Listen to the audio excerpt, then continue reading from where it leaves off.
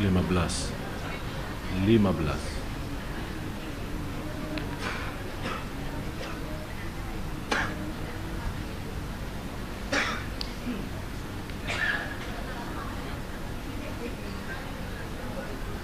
Ya, terjemahannya saja. Ini ada. Oh? Harus terjemahannya. Saya minta ini aja. Saya minta terjemahannya saja. Bismillahirrahmanirrahim. Assalamualaikum warahmatullahi wabarakatuh.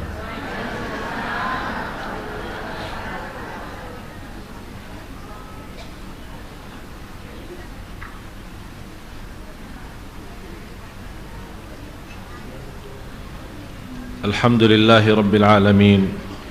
وأشهد أن لا إله إلا الله وحده لا شريك له ولي الصالحين وأشهد أن سيدنا ونبينا محمدا عبد الله ورسوله الصادق الأمين اللهم صل وسلم وبارك على سيدنا محمد وعلى آله وصحبه ومن تبعهم بإحسان إلى يوم الدين سبحانك لا علم لنا إلا ما علمتنا إنك أنت العليم الحكيم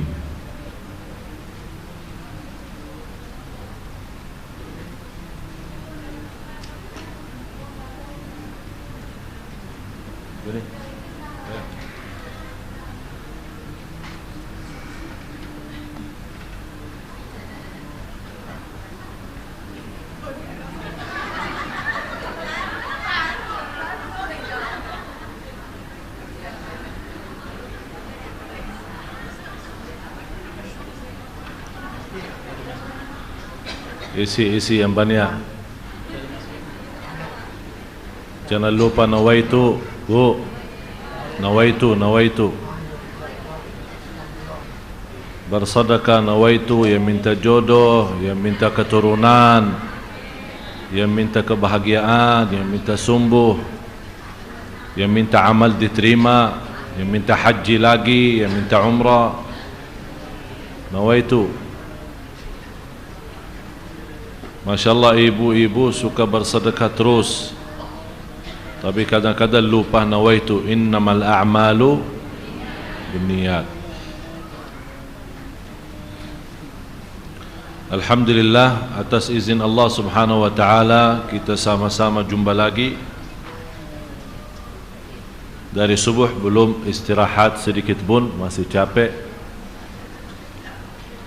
Tapi udah Sunda Kelapa ini kita tidak bisa tolak.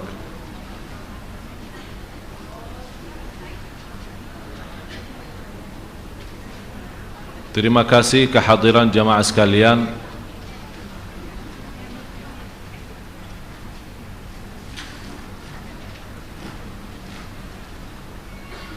Ini apa ini? Sini satu nih.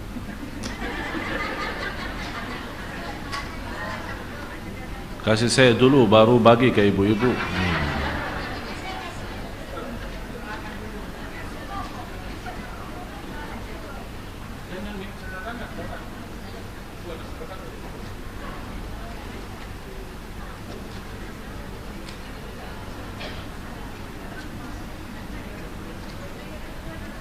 Minumannya aja.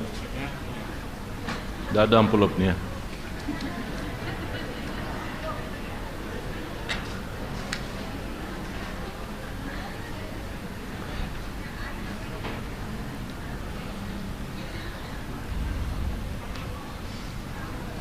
Bapak-bapak, ibu-ibu yang sama-sama dimuliakan dan diberkahi Allah subhanahu wa ta'ala.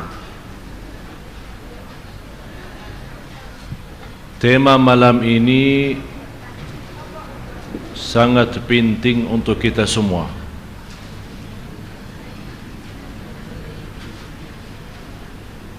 Masih repot ini urusan minuman.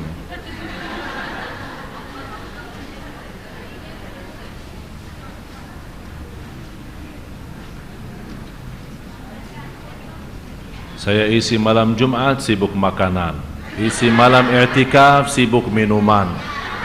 Aduh. Terus kapan saya isi? Ini disuruh sampai jam 11 loh.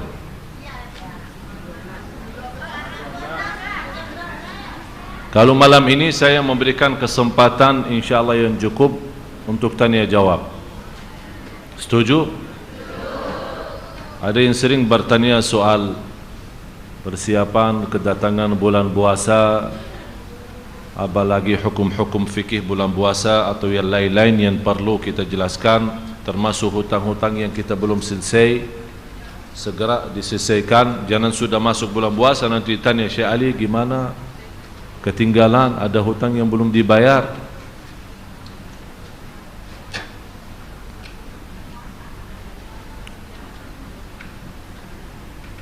Sebagaimana saya janjikan kemarin, bahasan saya tentang ayat ini.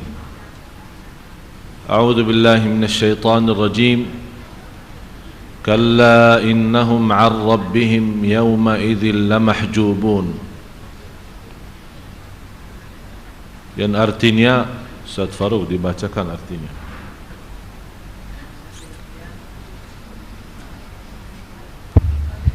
Sekali-sekali tidak, sesungguhnya mereka pada hari itu benar-benar terhalang dari melihat Tuhan mereka. Maksudnya sekali-sekali tidak seperti apa yang mereka katakan, bahwa mereka dekat pada sisi Tuhan.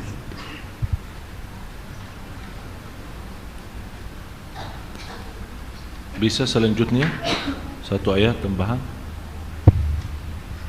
Kemudian sesungguhnya mereka benar-benar masuk neraka. Dua malam lalu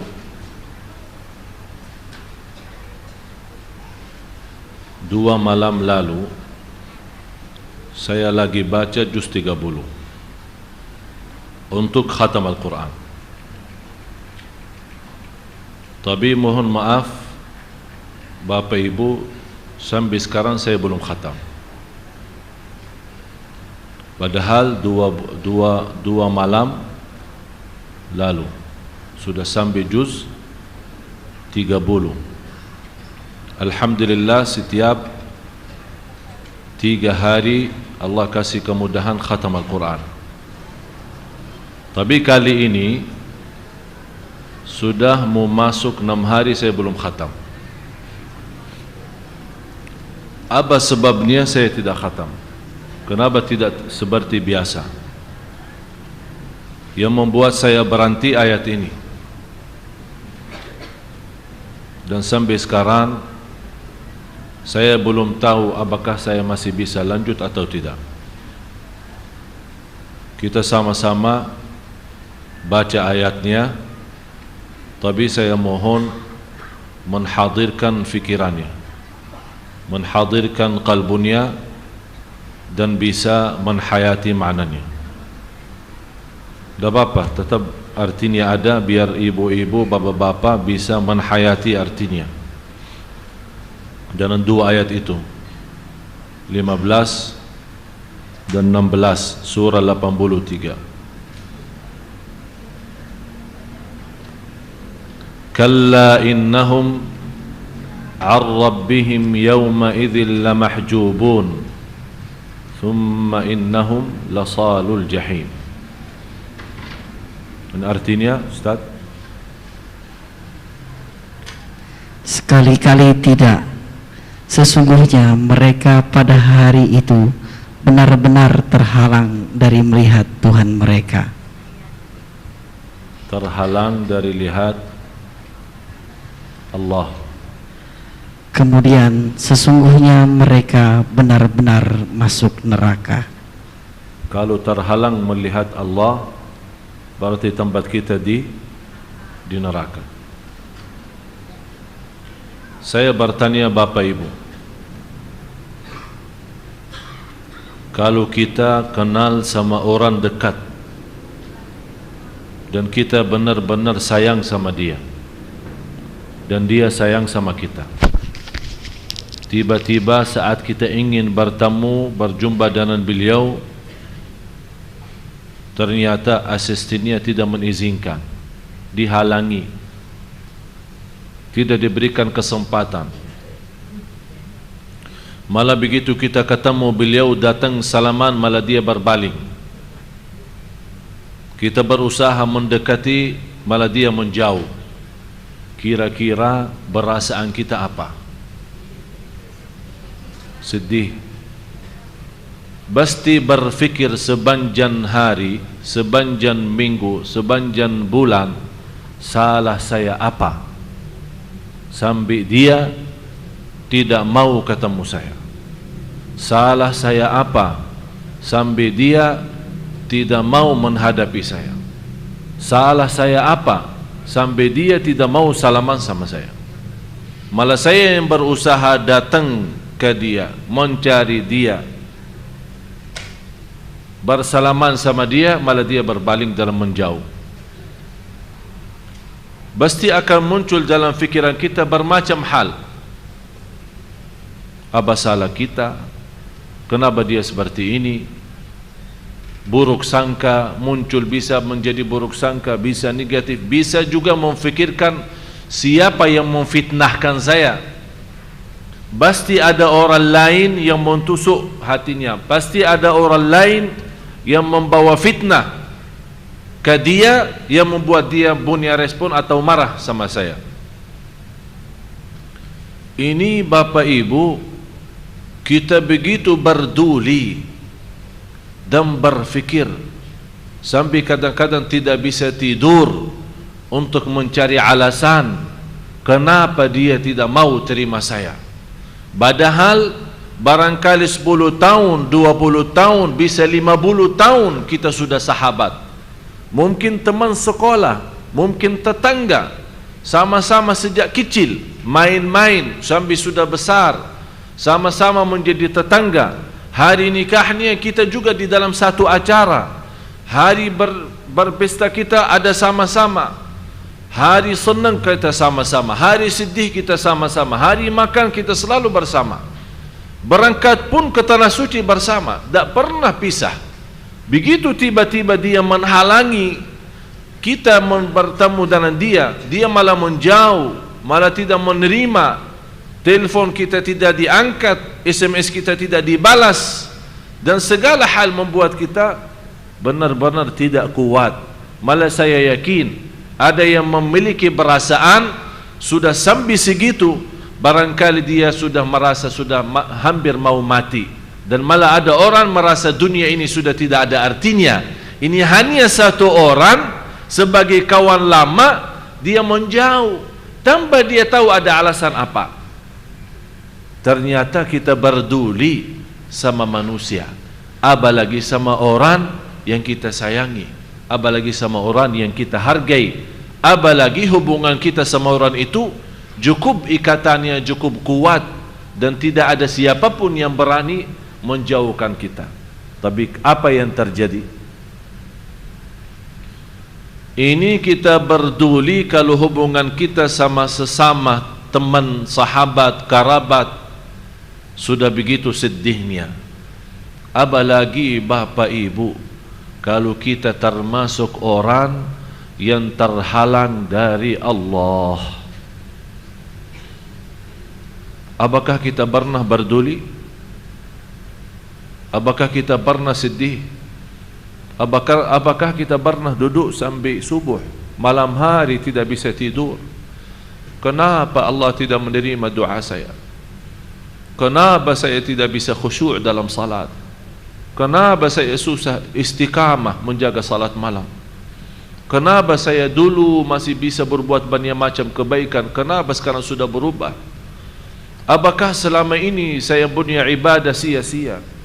Apakah selama ini saya mengangkat tangan bermunajat kepada Allah, malah Allah berpaling dari saya? Apakah saya berusaha mencari ridha Allah, malah Allah subhanahu wa ta'ala menunggu saatnya untuk memberikan kesiksaannya dan kemurkaannya kepada saya? Begitu kita terhalang dari seorang manusia, barangkali seorang manusia ini belum tentu menjaminkan kita selamat dan di akhirat, tapi kita tidak ada rasa kalau membaca kitabullah, atau kita terasa orang-orang yang terhalang dari Allah. Ini yang membuat saya sudah lebih dari 5 hari belum mampu khatam, padahal sudah sampai juz 30 dan sampai ke ayat ini suratul Mutaffifin. Kalla innahum 'an rabbihim yawma idzin lamahjubun thumma innahum lasalul jahim. Mudah-mudahan tidak ada di antara yang hadir yang terhalang dari Allah. Karena sungguh kalau kita terhalang dari Allah, menurut saya dunia ini tidak ada artinya.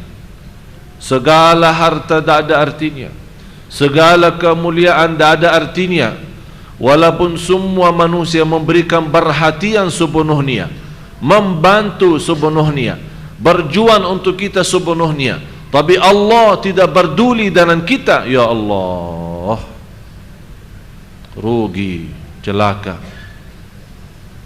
Ini yang harusnya membuat kita susah tidur.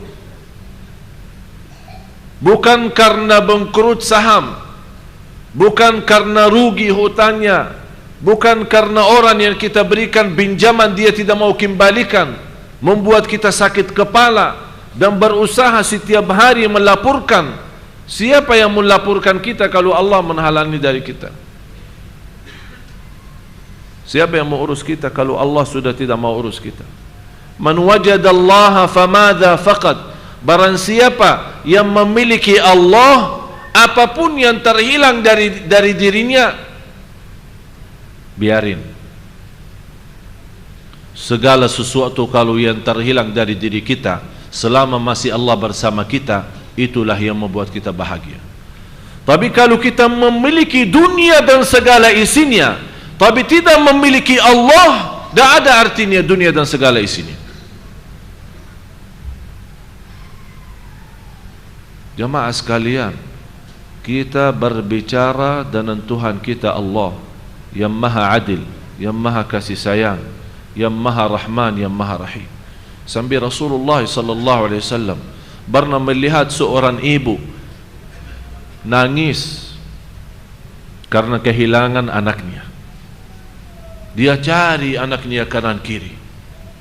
Tiba-tiba bertemu dengan jumpa anaknya itu, dia membawa anaknya dan peluk anaknya dengan senang hati sampai nangis. Rasulullah ikut nangis melihat keadaan ibu yang cukup lama kehilangan anaknya. Dia langsung Rasulullah memberikan gambaran yang dilihat oleh sahabat Rasulullah.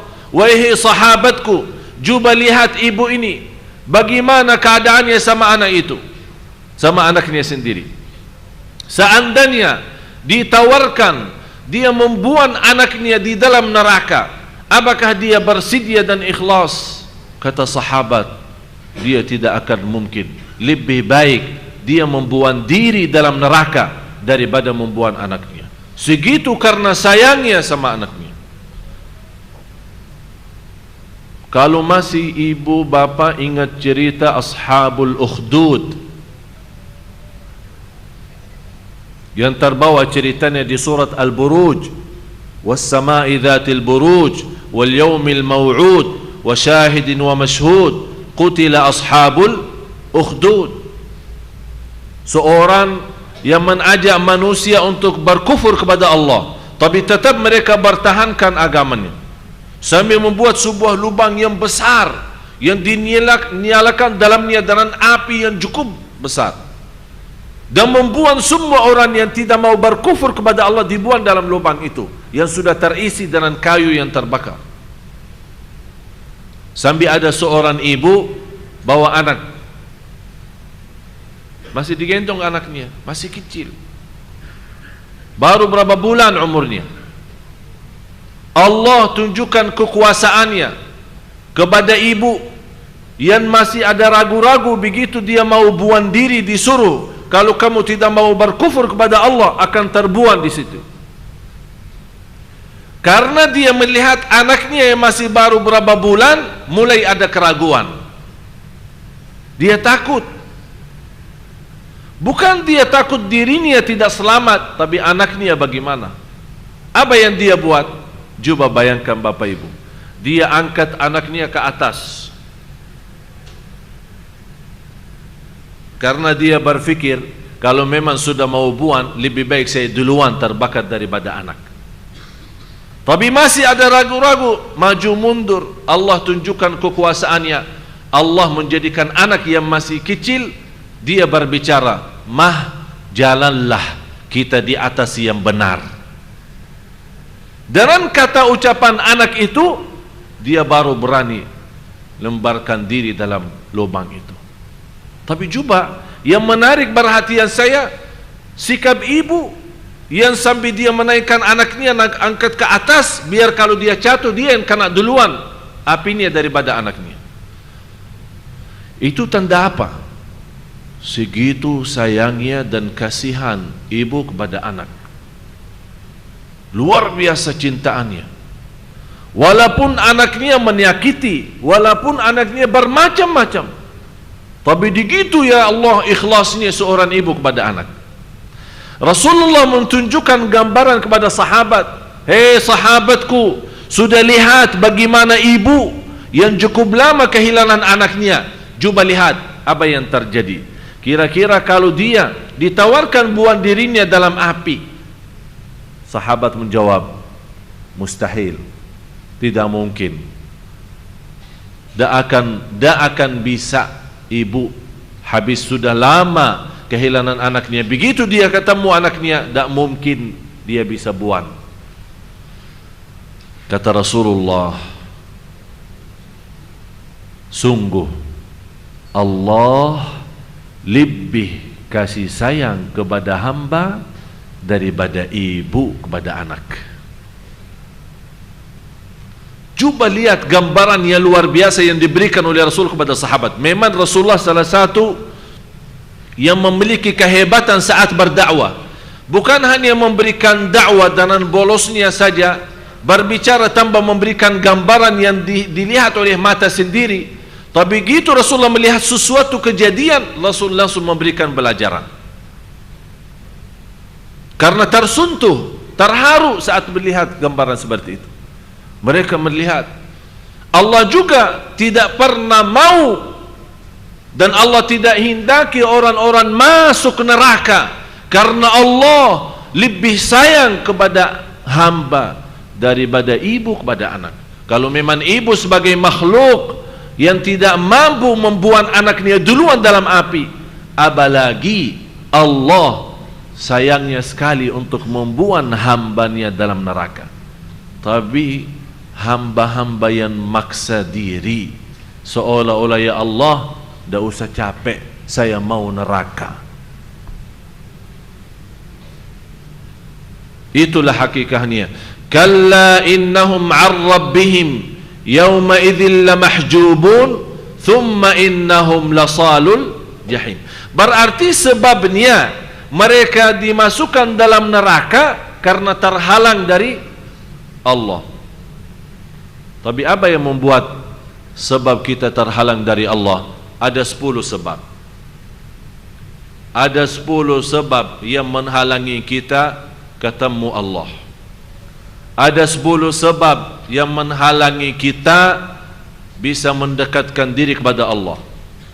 Ada 10 sebab yang membuat kita berusaha mendekati diri kepada Allah, malah Allah yang maha besar menjauhkan. Disitulah karena gara-gara 10 sebab itu kita tidak bisa menikmati ibadah, tidak bisa menikmati khusyuk, dan tidak bisa menikmati segala aktivitas ibadah kita. Yang pertama, akidah yang rusak.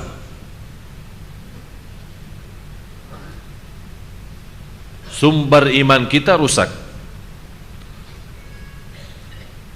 Sekarang tersebar sebuah kata yang menunjukkan kerusakan iman umat Islam. Allah tidak adil. Itu sering kita dengar. Malah yang saya heran, kita bukan dengar kata itu dari orang awam, malah yang kita dengar kata itu dari orang yang biasa majlis ta'lim dan majlis zikir. Kenapa dia berkata Allah tidak adil? Karena dia saat masih nakal, saat masih dosa dan maksiat, Allah tidak pernah uji dia. Malah enak, semuanya lancar, tidak ada masalah. Begitu dia buka halaman baru, taubatan nasuha, berhenti minuman keras, berhenti minuman dan maksiat dan dosa, berhenti kembali kepada Allah, sudah jaga salat malam, sudah jaga baca Quran, puasa Isnin Kamis, rutin majlis ilmu dan majlis zikir, tertumbah banyak cobaan dari kanan kiri. Mobilnya dicuri, rumahnya terbakar, sakit jantung, uangnya ditipu, usahanya ditipu, macam-macam cobaan. Dia sampai dia tidak pernah berfikir dari mana datang itu. Disitulah dia tanpa sadar, tanpa disengaja, tanpa dinawa itu, kenapa Allah sama saya begitu? Ini tanda akidah rusak.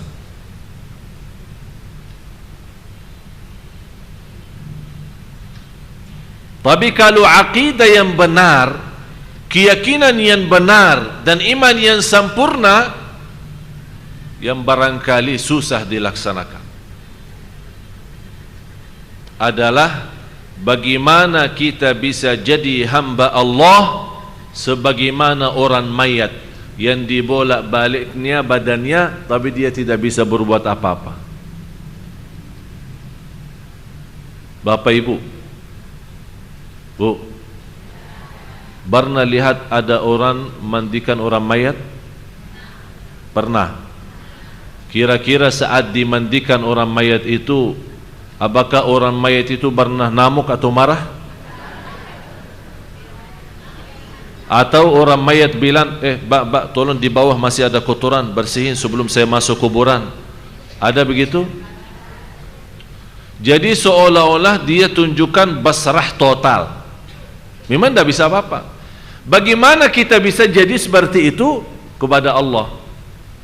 Jadi seolah-olah kita tunjukkan, ya Allah, mau apa? Saya sami'na wa ata'na. Mau kasih lancar, alhamdulillah. Mau kasih cobaan, saya sabar. Jadi benar-benar kita memiliki iman, apapun yang dari Allah kita selalu terima. Bukan terima ucapan. Ini. Oh, kalau saya punya pisau ini bisa di kalbu ini susah. Kalbu ini yang perlu setiap hari digosok sampai habis. Karena ini akidah yang rusak di dalam, bukan nyata keluar. Itu dalamnya yang kita punya kedalaman rusak. Yang tunjukkan kedalaman rusak gara-gara terhalang kita dari Allah. Coba maaf, kembali ke ayat yang sebelumnya, ayat 14. Coba lihat artinya apa. Baca Ustaz.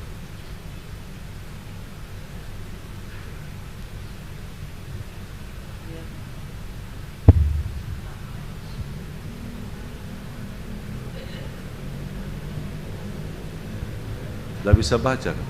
Nggak kelihatan. Min mata saya, Pak. Tidak bisa baca atau tidak bisa lihat? Bisa baca. Sajadin. Bismillahirrahmanirrahim. Kalla bal rana ala qulubihim ma kanu yaksibun. Sekali-kali tidak demikian. Sebenarnya apa yang selalu mereka usahakan itu menutup hati mereka.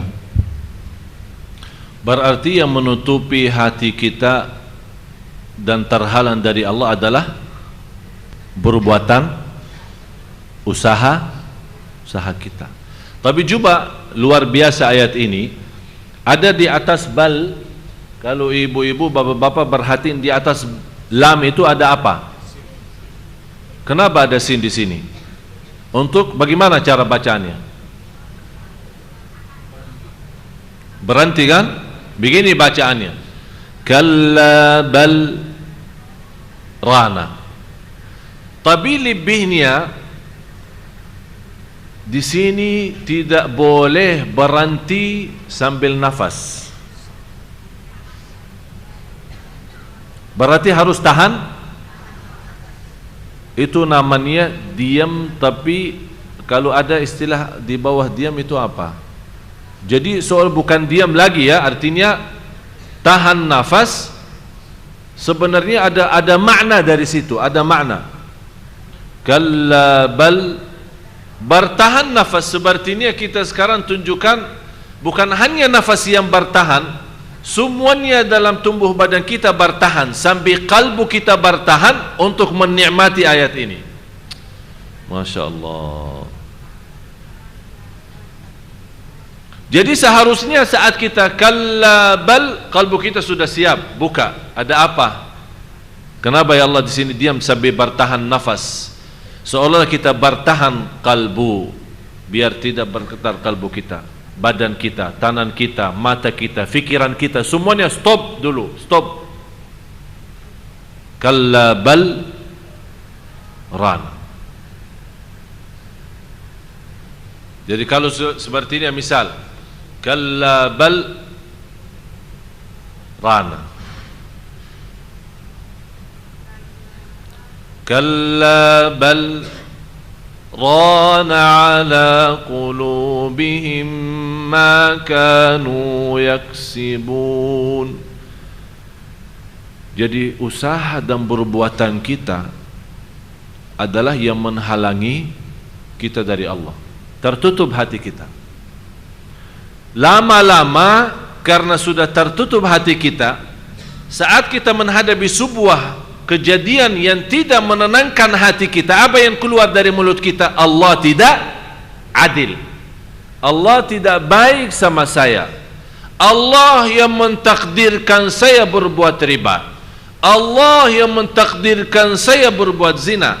Seolah-olah saat kita berdosa dan maksiat, kita lemparkan kepada Allah yang salah, bukan kita yang salah. Tapi saat kita berbuat baik, ya Allah saya sudah baik, ya Allah saya sudah salat malam. Tapi begitu salah dan maksiat, ya Allah, disalahin Allah. Itu tanda akidah rusak. Hati-hati.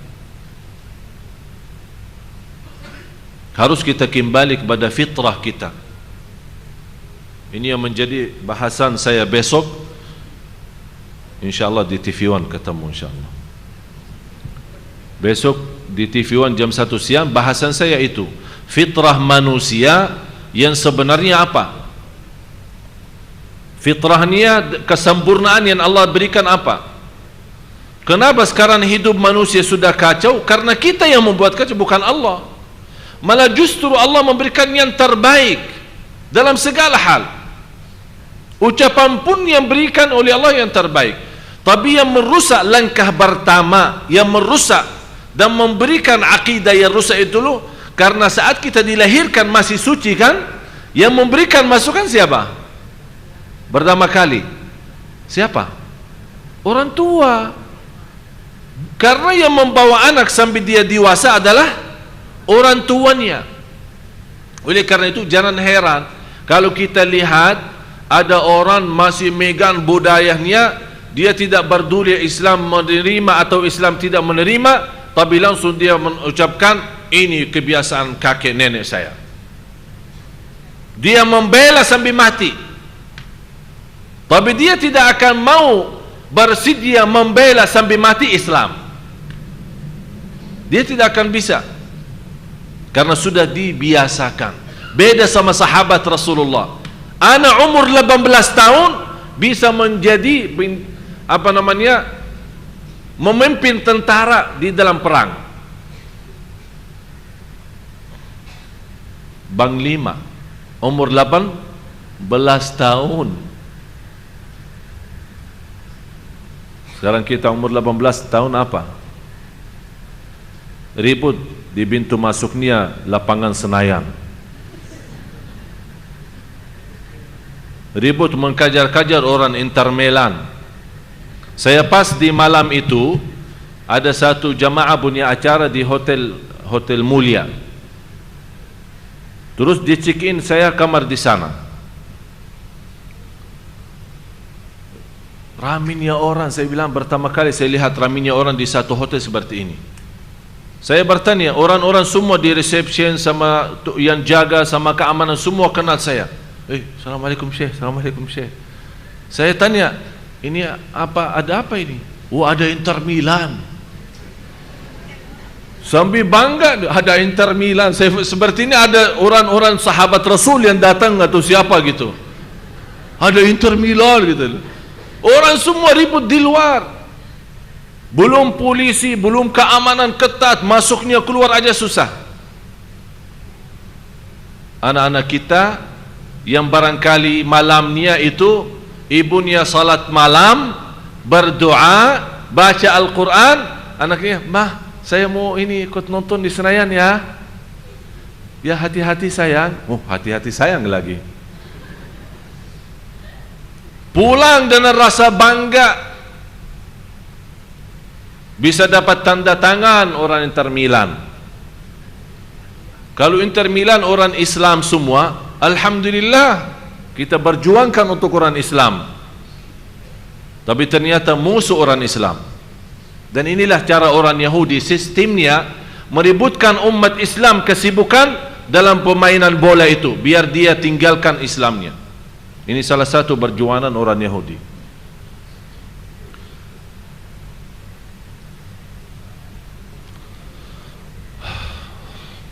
Akidah yang rusak.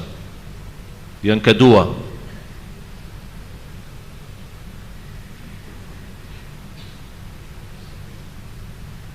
syirik, bersutuhan, syirik kepada Allah.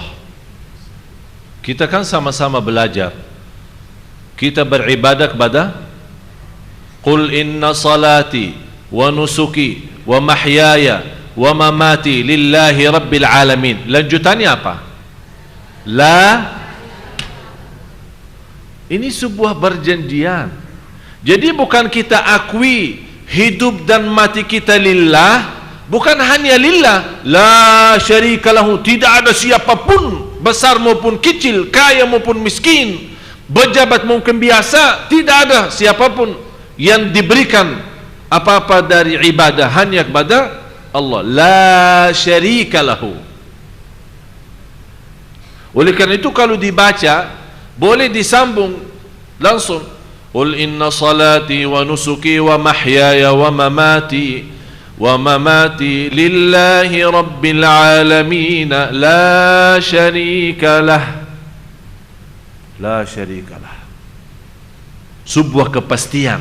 Jadi bukan kita ikhlas tapi tercampur riya, bukan kita iman tapi tercampur nifaq, bukan kita tauhid tapi tercampur syirik. Enggak, kita tauhid no syirik, kita iman tidak ada nifaq, kita ikhlas tidak ada riya. Itulah hakikatnya la syarika lahu. Sekarang alasannya untuk melancarkan usaha pergi ke tukang dukun. Untuk suaminya tidak nikah lagi, pergi ke tukang dukun. Untuk supaya mendapatkan rumah yang aman, pergi ke tukang dukun. Untuk kita bisa mendapatkan perhatian banyak orang, pergi ke tukang dukun. Dibacakan di cincinnya. Ini ada cincin. Ini kalau ini cincin Madinah ya, alhamdulillah tidak usah dibacain. Ada orang ada cincin. Kemarin ada yang datang ke rumah saya, ada yang tunjukkan, ada bermacam-macam, ada merah, ada hijau, ada biru, ada yang besar, macam-macam. Dia kasih tahu saya, kalau ini buat menarik perhatian wanita. Saya bilang alhamdulillah, saya cukup tertarik, tidak perlu pakai cincin. Dia kasih tahu, kalau yang ini di mana antum punya barang mau jual, walaupun orang tidak mau, tetap beli. Yang penting antum bawa. Terus saya bilang, bagaimana saya bawa cincinnya? Apakah setiap orang tamu datang saya harus biar dia mau, atau biasa-biasa aja? Harus tunjukkan gitu atau gimana? Malah yang lucunya, ada seorang ibu, tapi alhamdulillah bukan jamaah Sunda Kelapa, tapi seorang ibu sana jauh sudah sana lah. Dia pernah mendengar suaminya nikah lagi. Dia pergi ke tukang dukun, minta tolong. Mohon maaf ya, ini cerita benar ini. Minta tolong ini, Pak, saya minta obat biar suami saya tidak bisa berhubungan sama istrinya yang baru. Siap, boleh, berapa? 5 juta. Bayar 5 juta. Dikasih obat. Ternyata resep obatnya itu ada waktu tertentu atau cara tertentu. Ibu itu salah. Ternyata berlebihan. Akibatnya apa? Bapak itu tidak bisa berhubungan sama dia juga. Datang lagi, ini sekarang gimana ini? Saya bilang minta tolong, jangan sama yang kedua, jangan sama saya. Ternyata salah. Itulah akibatnya. Kalau kita tawakal kepada selain Allah, Allah akan mengkecewakan kita. Tapi kalau kita menganggap kalau suami kita dapat nikah, kalau kita memang anggap itu sebuah ujian yang menyakiti perasaan, kenapa tidak mengadu kepada Allah? Cuba salat malam dan minta, ya Allah, memang saya betul cinta sama suami saya, sudah saya berkorban segalanya untuk suami saya, ya Allah, balikkan hatinya kepada saya. Kan yang memiliki hati itu adalah Allah. Belum tentu orang walaupun punya istri kedua, yang ketiga, belum tentu bisa hatinya sama mereka. Kalau kita memang benar-benar, kalau kita bisa menadu hanya kepada Allah. Tapi karena akibatnya kita punya akidah rusak, muncul apa? Yang kedua ini, syirik. Muncul syirik. Tapi kalau kita punya akidah benar, kita yakini segalanya kepada Allah, dan pasti kita menadu kepada Allah Subhanahu wa taala. Kalau memang kita yakin. Tapi karena akidah rusak, tidak mungkin orang akidah rusak bisa yakin. Apalagi yang bermunajat di hadapan kubur. Saya punya guru, bukan masih ingat Syekh Said yang 2 kali datang Sunda Kelapa, menjaga makam Rasulullah 55 tahun. Macam cerita. Sekarang orang banyak yang pergi ke sana, negeri Arab Saudi itu Wahabi. Negeri Arab Saudi itu tidak diberikan kesempatan kita dekat makam biar bisa salawat atau bisa berdoa. Kenapa yang membuat pemerintah sana ketat? Dulu masih cerita 80 tahun, 80-an, tahun 70-an, 80-an sampai 90-an. Itu orang-orang yang datang haji, apalagi haji kan sakit raminya orang, susah diatur masuknya keluar. Jadi beribut di depan pintu makam Rasulullah.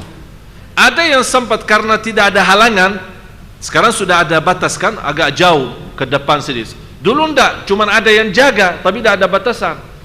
Orang mana ribut, terus membuat surat. Di tempat ini ada masuk-masuknya, dibuat surat. Kata Syekh Said, tugasnya kan menjaga dan sekalian membersihkan. Pas selesai jamaah keluar, yang dulu masih Nabi kan dikunci. Masih ingat ibu-ibu kan dikunci kadang-kadang malam. Sekarang sudah ada perintah dari raja bebas 24 jam. Jadi masuk, di antaranya dapat surat. Ini semua isinya apa? Bermacam-macam bahasa.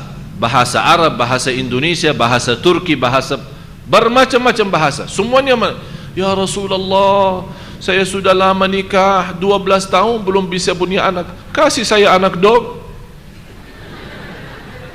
Maaf, ini dong tambahan dari saya. Berarti Rasulullah sudah bukan menjadi sebagai manusia yang memang kita yakin Rasulullah barakah, memang kita yakin Rasulullah meninggal dunia, tapi di alam kubur punya hidup yang istimewa. Tapi bukan berarti menjadi tempat menadu kita. Kalau kita bilang hanya semuanya ya Rasulullah, terus ya Allah apa? Kapan saatnya kita bilang ya Allah? Kalau ada yang pernah berkata, "Ya Rasulullah, selamatkan aku dari neraka Jahannam."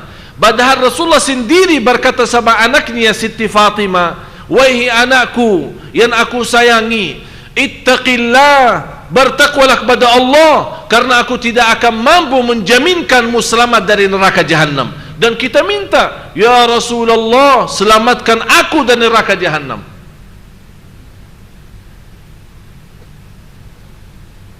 Ini sering dibacakan pas maulid, apalagi baca berzandi. Karena isinya tidak semua sama. Ada memang isinya baik, ada muji Rasul, mendoakan Rasul, bersalawat kepada Rasul, baik. Tapi ada isi-isi meminta doa langsung, "Ya Rasulullah." Tapi kita kan tidak ngerti, malah ikut orang joget lagi. Saking senangnya lagunya, dia tidak faham artinya bahasa Arab. Itu yang perlu kita berhati-hati. Bukan berarti berzandi semua tidak boleh. Kita boleh baca karena ada isinya kata-kata syair yang bagus dari sisi makna, bermunajat kepada Allah, bertawassul kepada Rasulullah. "Ya Rabbi bil Mustafa balligh maqasidana." Terus, "Waghfir lana ma madha ya wasi'an." Dimulai, "Ya Rabbi bil Mustafa." Ya Allah dengan Nabi Muhammad. Tapi diawalikan "Ya Rabbi", berarti di sini ada "Ya Allah" dulu. "Ya Rabbi" dengan barakah Nabi Muhammad ampunilah. "Ya Allah" dengan kemuliaan Nabi Muhammad mudahkanlah. "Ya Allah" dengan keberkahan Nabi Muhammad sembuhkanlah. Jadi itu namanya tawassul. Tapi tidak ada orang istilah "Ya Rasulullah sembuhkan", "Ya Rasulullah ampuni", berarti mana Allah? Hati-hati dari syirik. Karena Allah paling tidak senang berbuatan syirik. Segala dosa bisa diampuni kecuali dosa syirik. Yang ketiga, bid'ah ucapan atau ucapan yang bid'ah. Artinya ucapan yang bid'ah itu kata-kata yang baru. Contoh, sebenarnya Bapak Ibu kalau kita perhatiin susunannya sampai 10, ini semuanya dasarnya akidah rusak.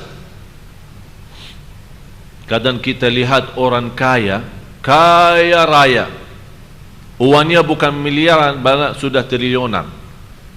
Tapi kita lihat ibadahnya biasa-biasa, puasanya malah jarang, datang ke masjid telat. Ada orang bilang, kaya tapi biasa. Coba kalau Allah jadi saya yang lebih kaya, pasti akan lebih takwa. Itu namanya ucapan bid'ah, ucapan baru. Seolah-olah kita salahkan Allah terhadap membagi rizki. Kenapa ini yang biasa-biasa rizkinya aja sudah luar biasa, kita aja yang luar biasa rizki saya susah-susah. Berarti seolah-olah, mohon maaf Bapak Ibu, berarti ibadah kita selama ini tidak ikhlas. Seolah-olah kita minta balasan. Ya Allah, mana kok sudah lama tidak jadi kaya-kaya ini, berhasil dia bisnis kami, saya rajin di Sunda Kelapa. Itu jaga ucapan kita. Yang keempat, bid'ah amalan, perbuatan yang menjadi bid'ah.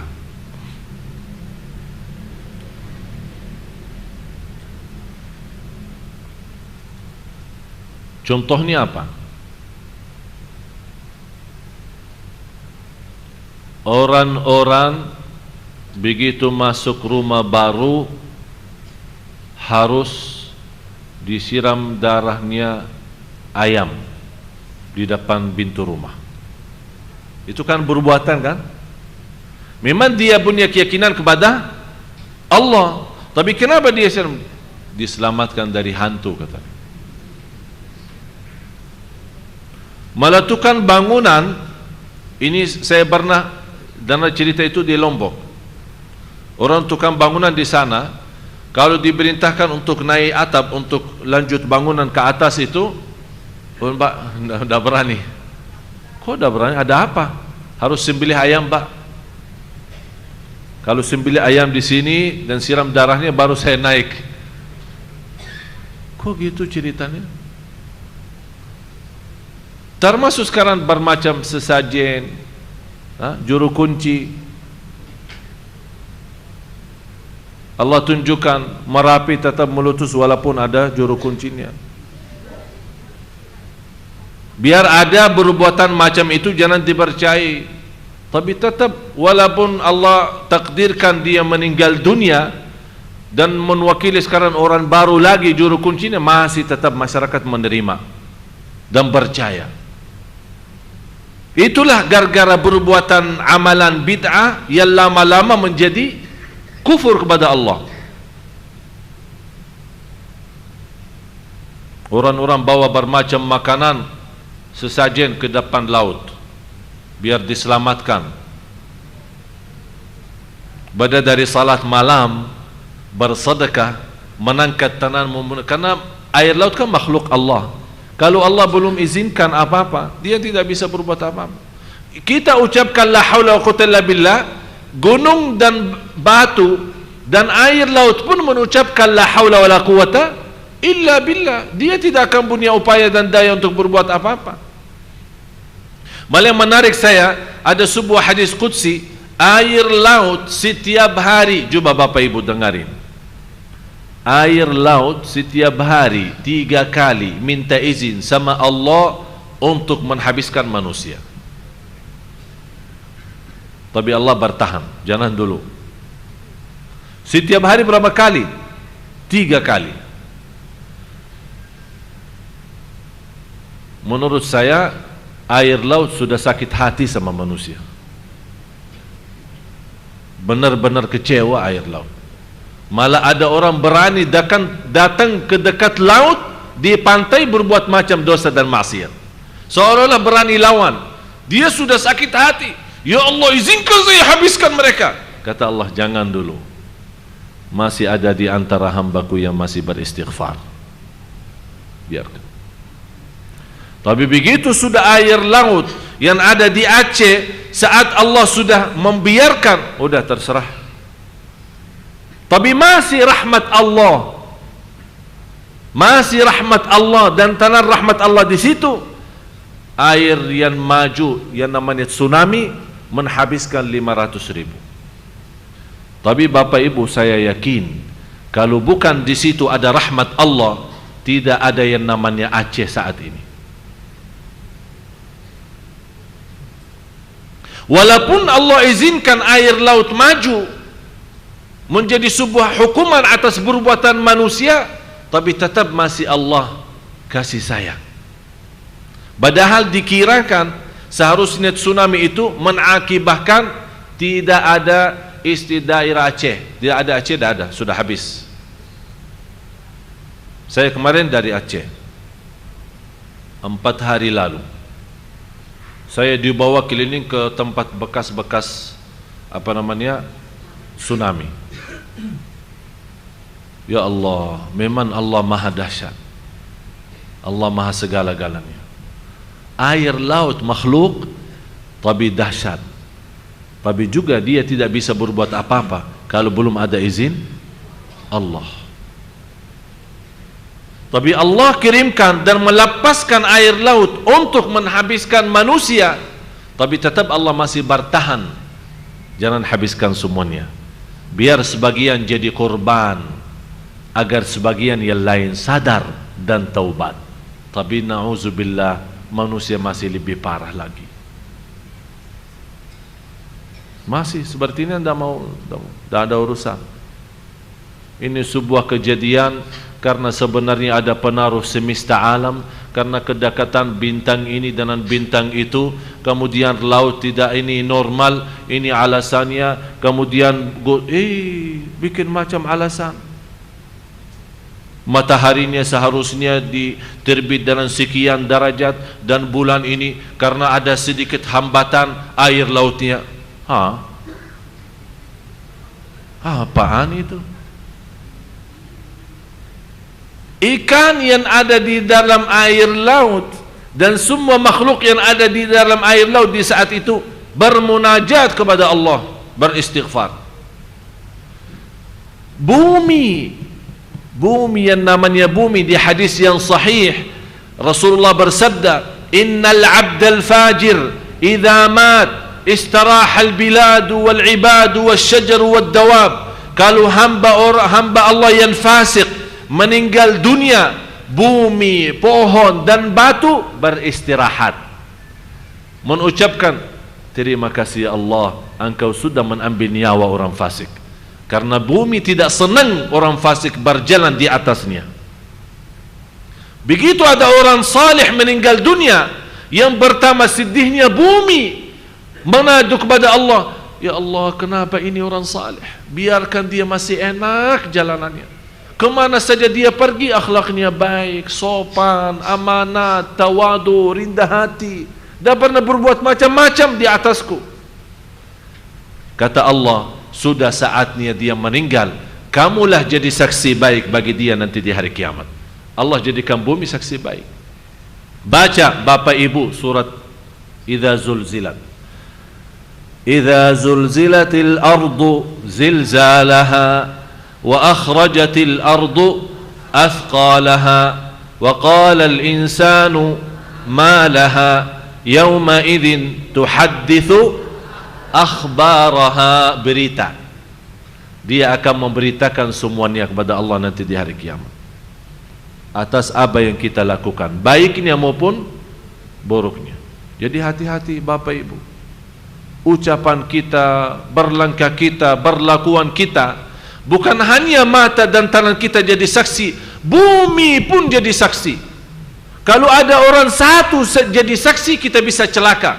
Bagaimana kalau seluruh makhluk jadi saksi di hadapan kita, di hadapan Allah Subhanahu wa taala? Apabila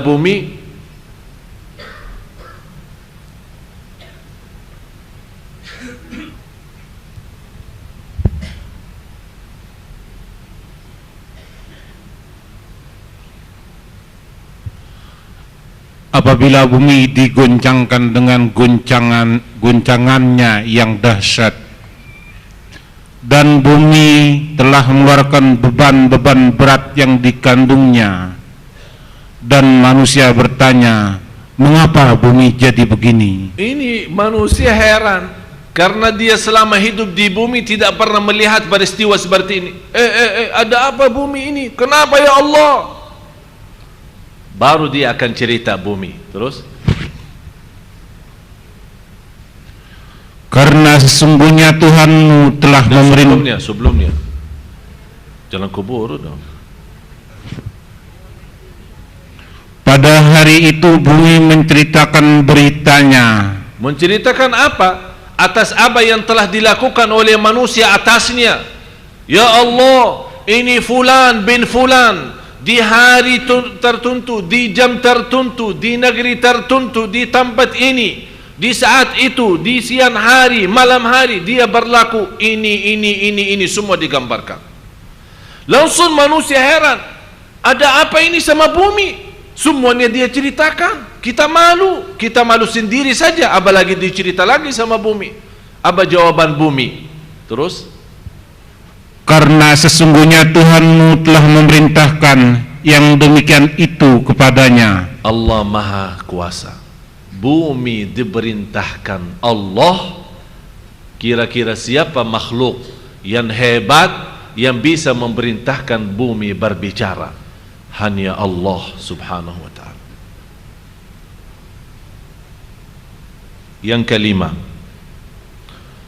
dosa besar yang tersimpan dalam hati kita. Ini salah satu yang menghalangi kita dari Allah. Apa itu dosa besar yang terhalang kita? Dosa besar yang ada di batin kita. Tahu ibu-ibu, bapak-bapak? Dendam, terus dengki, iri, sombong, dan di antaranya yang terbesar dosa batin adalah sombong.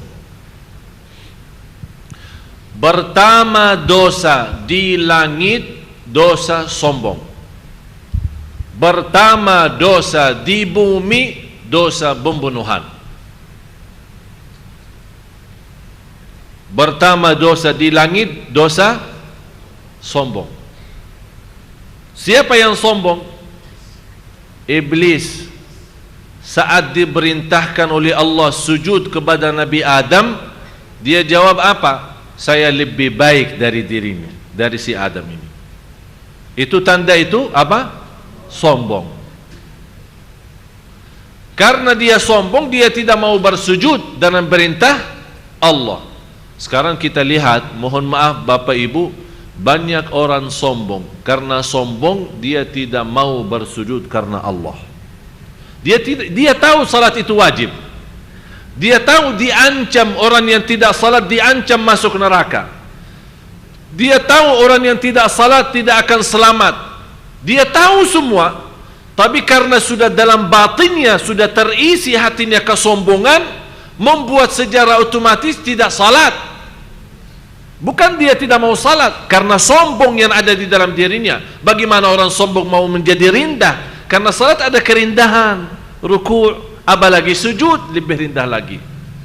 Ini berarti bertentangan dengan kesombongan. Na'udzubillah. Jadi hati-hati dari dosa batin, dosa besar batin. Sombong, iri, dengki, dendam, yang kita bisa jaga. Artinya Bapak Ibu, ada dosa bisikan.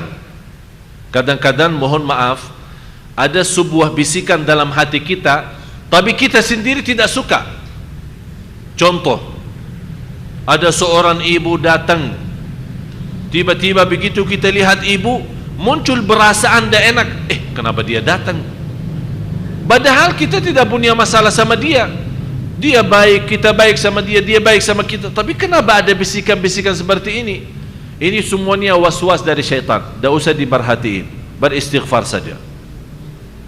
Tapi yang menjadi bahaya adalah dosa batin yang kita memberikan perhatian. Sombong ya sengaja sombong, malah bertambah sombong.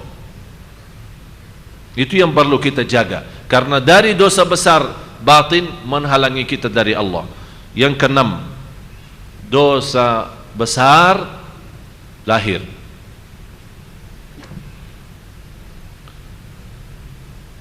Riba, zina, minum khamar, minuman keras, judi. Ini semuanya kan nyata, perbuatan yang nyata tapi dosa besar.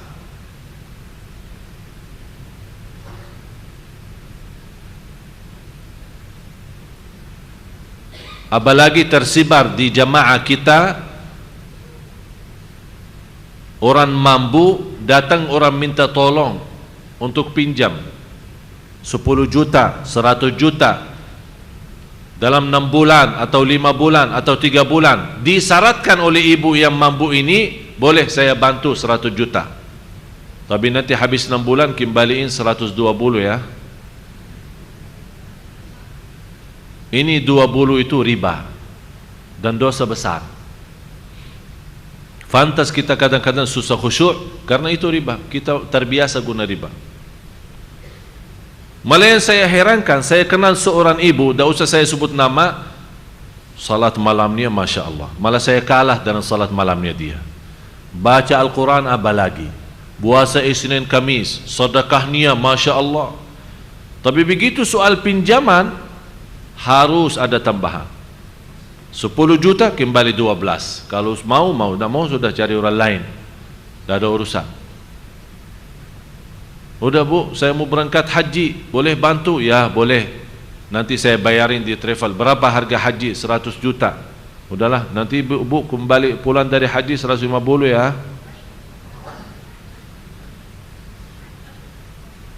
Jadi dia menganggap, oh saya ikhlas bantu orang. Itu bukan namanya ikhlas. Namanya apa ya? Cari duit ya. La haula wala quwwata.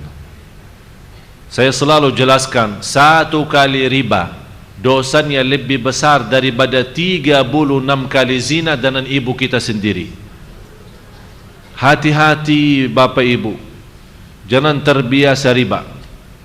Punya rizki yang cukup, tak usah bermuamalat dalam bank yang berbunga-bunga. Punya usaha, jalankan usaha dengan rizki apa yang ada. Allah berkahi. Jangan kuburu mau jadi kaya, jangan kuburu mencari usaha besar. Semakin bertingkat usaha kita, tapi dengan riba, na'udzubillah. Berarti selama kita hidup, makanan kita, anak kita, keturunan kita, keluarga kita, cucu kita, semuanya dari hasil riba itu. Dan bahaya riba, kalau kita punya modal besar halal, sedikit masuknya riba, hancur yang halal itu. Bahaya itu, penyakit. Hati-hati. Yang ketujuh, istiqamah atas dosa kecil. Ini istilah baru ya. Ada yang pernah dengar istiqamah atas dosa? Ada orang istiqamah atas dosa. Dosa dia dosa kecil, tapi rutin, ikhlasnya luar biasa, istiqamahnya luar biasa, tapi atas dosa kecil. Walaupun memang dosa itu dosa kecil, tapi karena sering dilaksanakan, dijelaskan oleh ulama, la saghirata ma'al israr, tidak ada istilah dosa kecil selama kita lakukan secara terus menerus. Berarti karena sudah terus menerus jadi dosa besar. Sekarang saya bertanya Bapak Ibu, rokok dosa enggak? Yang minum rokok angkat tangan. Yang merokok angkat tangan. Mbak Sajadin. Ini satu ini. Ini kita nanti saya susunkan Mbak Aksa yang mungkin jadi sunnah kalam tidak boleh rokok.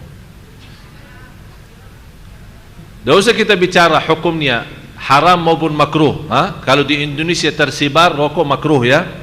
Saya tidak mau bahas soal fikihnya, haram atau makruh. Saya bahas dosa atau tidak.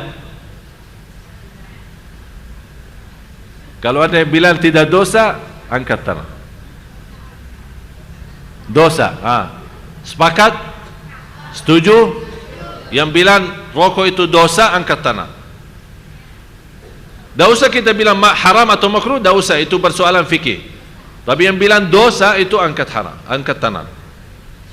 Sekarang kita tanya lagi, besar atau kecil? Ya tak mungkin. Bapak Ibu harus fahami arti besar. Apa arti dosa besar? Arti dosa besar kalau ada ancaman masuk neraka. Barang siapa yang berlaku dosa ini akan masuk neraka, itu dosa besar. Barang siapa yang laku dosa ini tidak akan masuk surga, berarti itu dosa besar. Barang siapa yang berlaku dosa ini akan dilaknati Allah, berarti itu dosa. Jadi kalau ada ancaman terhadap dosa itu, berarti sudah dosa itu besar. Kalau tidak ada ancaman, itu sudah dosa kecil. Itu sudah istilahnya ya, sudah faham ya, beda dosa besar sama kecil. Tapi karena dosa kita sudah setuju dan bersepakat rokok itu dosa, harus kita milih satu-satunya, salah satunya, besar atau kecil, jelas yang kecil. Tapi kalau kecil yang terus menerus, jadi kita doakan orang yang lagi rokok, semoga Allah sembuhkan dari penyakit itu. Terus yang ke-8, habis ya waktu. Mau sabar ya, ada 3 poin lagi ya, atau kita tunda ya? Gimana Pak? Maju, lanjutkan.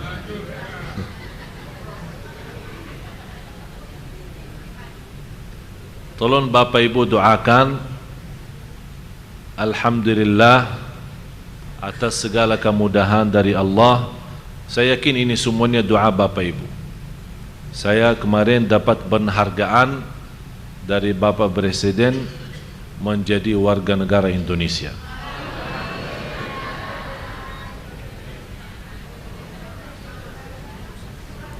Amin, amin. Alhamdulillah. Walaupun warga negara Arab ya, orang-orang banyak bilang sama saya, masa warga negara Arab ditinggalin? Saya bilang demi Indonesia, tidak apa-apa. Karena saya sudah jatuh cinta Indonesia.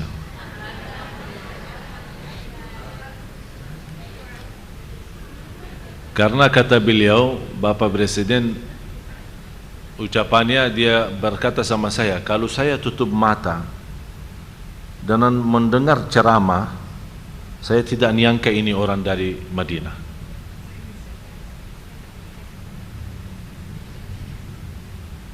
Tapi bagi saya, kemudahan dalam bahasa, padahal saya sampai sekarang, mohon maaf Bapak Ibu, sampai sekarang apalagi kalau dikasih buku, baca buku, banyak orang bawakan, tolong kata penantar, saya bilang tidak bisa baca buku Indonesia. Sampai sekarang belum bisa. Oleh karena itu, mau terbitkan buku, satu buku aja masih berbulan-bulan belum bisa-bisa. Karena harus saya dibantu dengan tim untuk ketik. Masih alhamdulillah mulai sekarang bisa itu balas SMS, balas BBM, apalagi kata-kata cinta sudah hafal lah. Kalau kata-kata cinta sudah bisa. Tapi sama istri lah. Terus yang ke-8, berbanyak berlebih-lebihan terhadap mubah. Ini yang ke-8. Ini salah satu kebiasaan, berlebih-lebihan terhadap mubah. Apa arti mubah? Sudah punya rumah bagus, masih cari rumah lagi. Buat apa? Banyak duit. Sudah makanan enak, dia mencari makanan yang lebih mahal. Sudah punya mobil yang cukup membawa dia ke sana kemari, rasanya tidak enak kalau tidak ada bermacam banyak mobil. Itu kan namanya mubah. Sebenarnya Bapak Ibu, jangan salah faham. Orang punya rumah mewah bukan haram. Orang punya mobil bagus bukan haram. Yang menjadi bahaya, yang menghalangi kita dari Allah tanpa kita sadar, berlebih-lebihan terhadap kemewahan rumah kita, kebagusan mobil kita, yang menjauhkan kita dari hal-hal yang lebih utama dan lebih baik. Beda sama orang punya mobil bagus, tapi mungkin karena tahunnya sudah 2010, sekarang sudah 2012, dia punya keinginan Allah kasih rezeki banyak. Saya punya 2012 aja. Tapi yang bekasnya bagaimana? Disedekahin. Yang punya mobil lebih boleh kasih saya satu.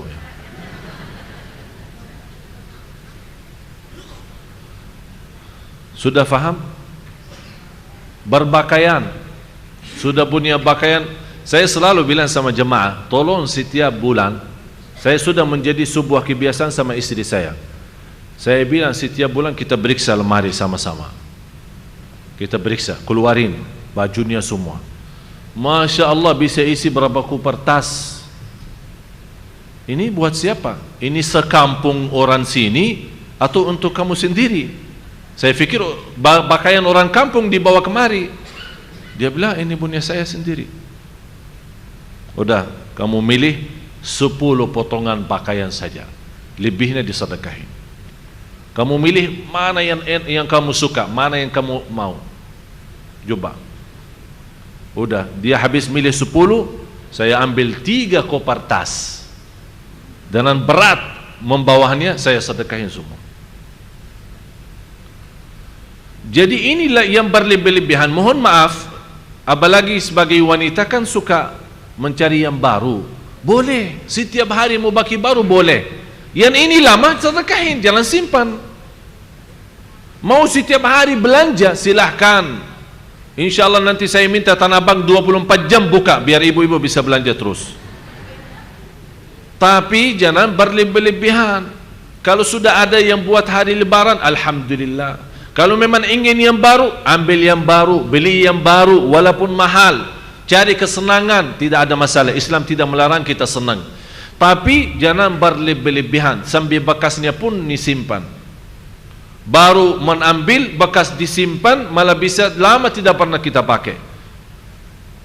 Cuba bagaimana kalau kita menjadi seorang yang menutupi auratnya orang lain. Cuba bagaimana kelebihan makan kita memberikan menutupi kelaparan orang lain. Masya Allah, kita hidup damai, baru enak hidup kita. Rasulullah bersabda, tidak akan orang imannya seorang iman sempurna kalau dia tidur tetangganya lapar. Cuba bayangkan, tidak akan sempurna iman seorang kalau dia tidur malam hari tetangganya lapar. Saya punya ayah, alhamdulillah masih hidup. Beliau punya kebiasaan, setiap ada undangan atau ada kemasukan makanan dari luar dibawa oleh orang atau apa, sebelum diundang anak memakan sama-sama, dia langsung kirimkan anak-anak masing.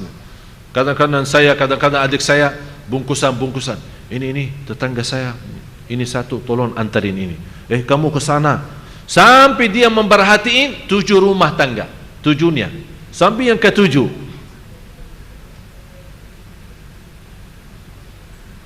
Saya sekarang minta Bapak Ibu, jangan sampai yang ke-7, yang paling dekat sajalah, yang samping rumah kita.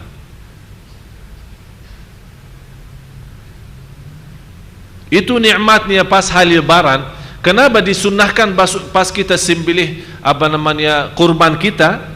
Kenapa disusunkan bagi 3 bagian? 1 buat kita makan, betul?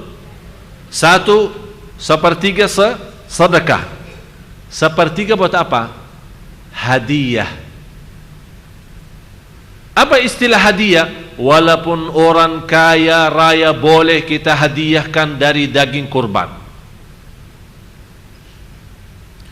Apa tujuan Islam? Untuk menjadikan bersatuan, kedamaian. Yang kaya dapat, yang miskin dapat. Yang kaya menutupi matanya biar dia, tetangga saya sembelih bermacam kambing, tidak ada kirim kambing ke saya. Allah tutupi matanya. Jangan hasud, ini sudah bagian buatmu. Yang miskin lihat tetangganya sembelih bermacam kambing, mana nasib saya?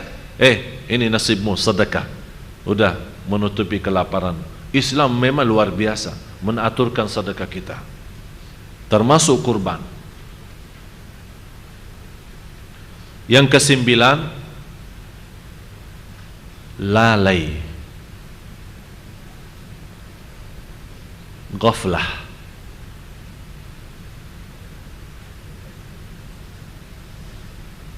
Artinya lalai, kita melalaikan kewajiban yang utama. Sekarang kalau saya bertanya Bapak Ibu, kenapa Anda hidup di dunia ini? Tujuannya apa?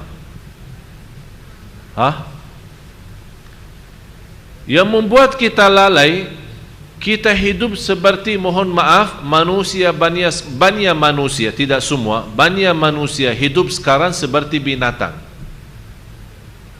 Makan, minum, tidur. Makan, minum, tidur. Kerjaannya pun hanya untuk menutupi hawa nafsu. Kerjaannya dan cari dunia untuk hanya syahwatnya. Dia bekerja keras mencari nafkah untuk memiliki rumah mewah dan mobil bagus, istri yang cantik. Jadi tidak ada tujuan karena Allah. Seolah-olah dia hidup. Malah binatang lebih baik, karena binatang masih sebut nama Allah, masih berzikir kepada Allah. Malah ada manusia, na'udzubillah, lebih hina daripada binatang.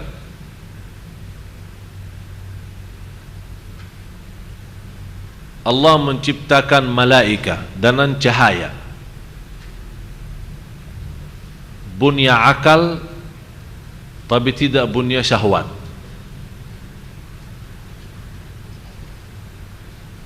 Allah ciptakan jin dan syaitan, bunya syahwat tapi tidak bunya akal. Allah ciptakan manusia di antaranya bunya akal dan syahwat. Sudah faham? Malaika akal tapi tidak ada syahwat. Jadi dia menggunakan fikirannya dan hatinya hanya mendekatkan diri kepada Allah, tidak ada lain. Tidak ada berfikir istirahat, tidak ada berfikir makan, tidak ada berfikir minum, tidak ada berfikir tidur. Itu semuanya istilah syahwat. Beda sama binatang. Bunya syahwat tapi tidak bunya akal. Tapi manusia Allah kasih dua-duanya, akal dan syahwat. Kenapa Allah kasih dua-duanya? Allah memberikan peringatan dan pelajaran. Anda mau jadi seperti malaika, gunakan fikiran untuk mendekatkan diri kepada Allah. Anda mau gunakan syahwat, jadilah seperti binatang. Tinggal Bapak Ibu milih. Kita ikut mana? Ikut kesadaran kita, hati nurani kita, mencari ridha Allah agar Allah menjadikan kita lebih baik. Kalau tidak seperti malaikat akan menjadi lebih baik.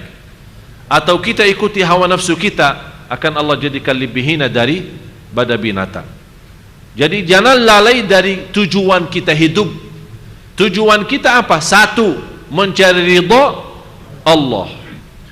Dengar hadis yang qudsi, wahai anak Adam, aku menciptakanmu untuk beribadah kepadaku, jangan main-main.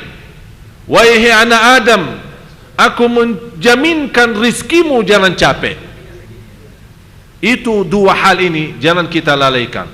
Ibadah hanya kepada Allah, dan rizki jangan capek, karena Allah sudah tentukan rizki kita. Yang terakhir, yang ke-10,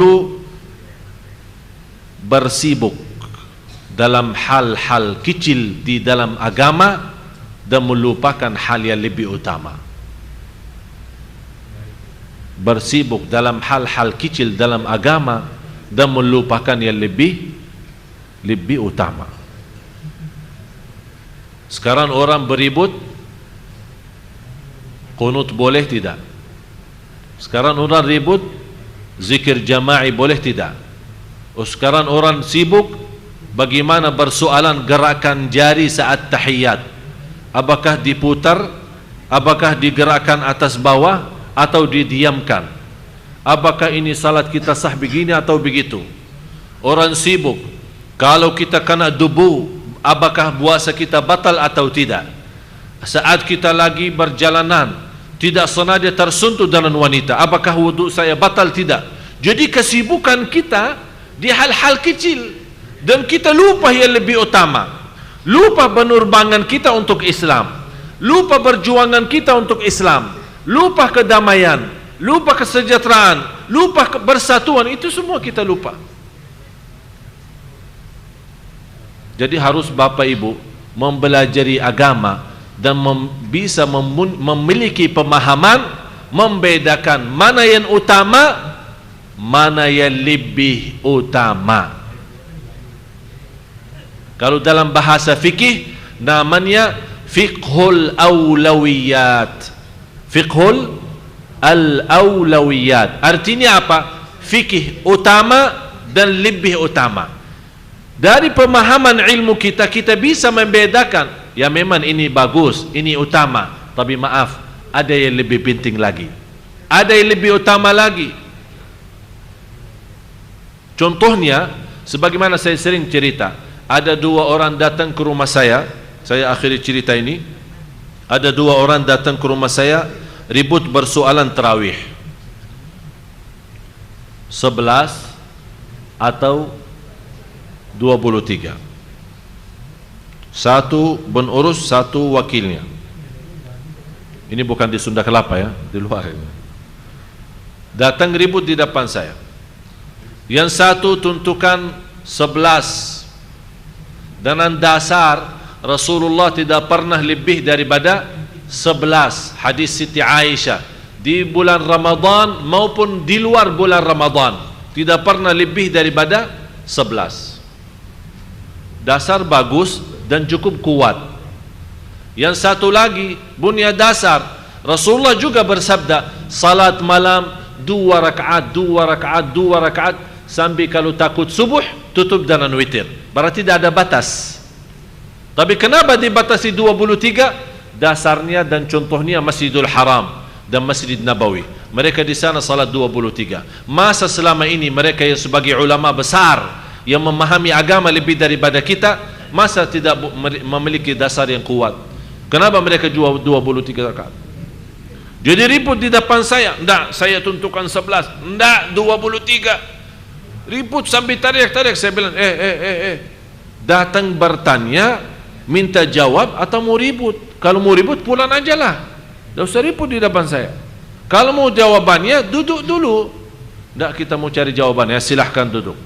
Saya akan kasih jawaban. Berdua tenang saja. Habis mereka tenang, saya bilang begini. Begitu selesai salat Isya, Bapa berdiri dan berikan pengumuman kepada jamaah, mohon maaf, tidak ada salat tarawih, kami tutup masjid. Itu jawaban saya. Kenapa? Karena di sini memang tarawih utama, tapi yang lebih utama adalah persatuan. Yang lebih utama adalah kedamaian. Ternyata sunnah tarawih menakibah fitnah, beributan, berbacahan, dah usah tarawih, udah masing-masing di rumah, selesai masalah. Itu namanya fikhu utama dan yang lebih utama. Harus kita fahami seperti itu. Jangan kita ribut satu persoalan. Memang persoalan itu memang pemahaman kita itu utama dan penting, tapi ternyata ada juga yang lebih penting dan lebih utama. Semoga apa yang saya sampaikan bermanfaat. Semoga ilmu yang kita sama-sama belajari hari ini bisa memberikan banyak wawasan, bisa memberikan ilmu bermanfaat yang insya Allah kita sama-sama amalkan. Karena guna ilmu bermanfaat diamalkan dengan amalun salih.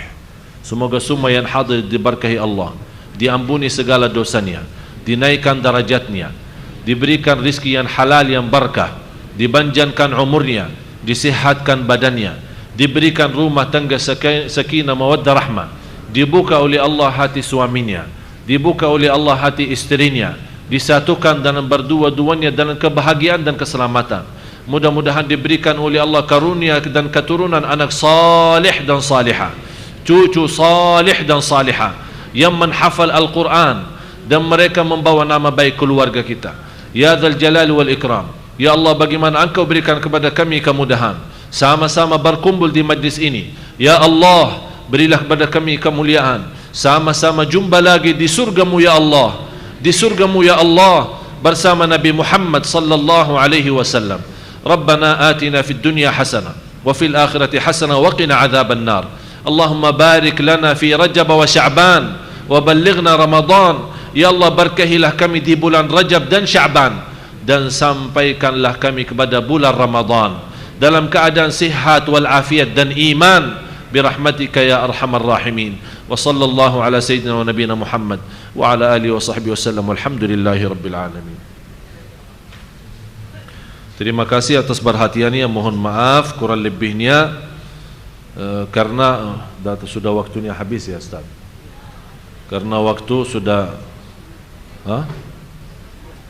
acara apa selanjutnya?